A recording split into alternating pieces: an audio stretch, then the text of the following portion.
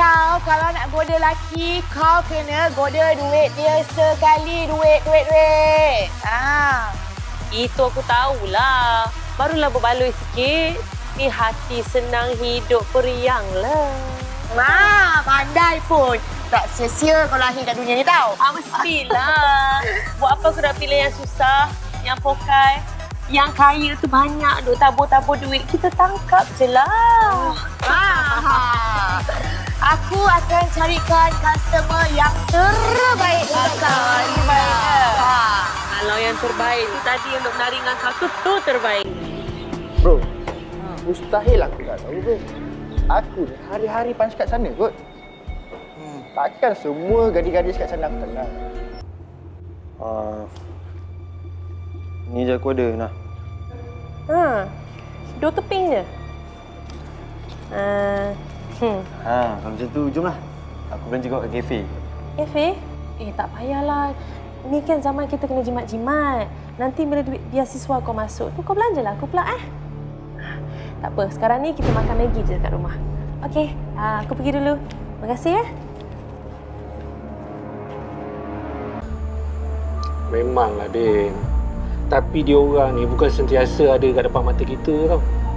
Budak-budak zaman sekarang ni memang mudah terpengaruh. Bila dia tengok kawan dia pakai baju mahal, dia pun nak baju mahal.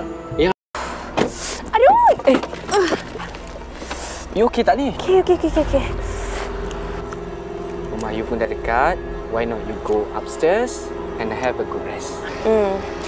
Terima kasih. You nanti lepas ni nak pergi mana pula? I balik rumah lah. I pun nak rehat juga. Baguslah. One more thing. Jangan lupa makan ubat, okey? Tak.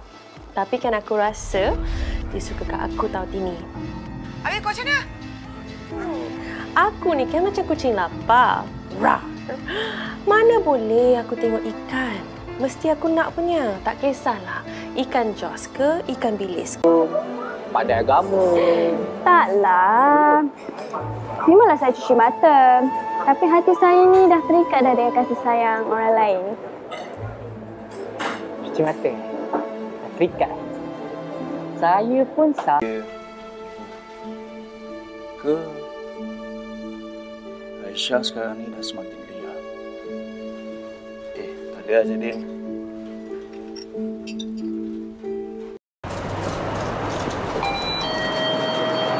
Aisyah. Kau ni kan memang macam jin kan, dekat mana-mana je aku ada, kau pun mesti kena ada juga. Aisyah, jom kata balik. Aku sebenarnya nak jalan kaki balik rumah sebab aku nak exercise. Bakar lemak. Alah kau ni, 5 minit je pun. 5 minit tu lama kot. Apa dia kau nak cakap cepatlah. Ni Aisyah, aku jumpa bapak kau semalam. Dia sihat ke? Sihat. Aisyah, dia cakap dia rindu kau lah. Aku pun rindu sangat dengan dia. Ni, lagi satu. Dia cakap dia kirim salam kat kau. Waalaikumsalam.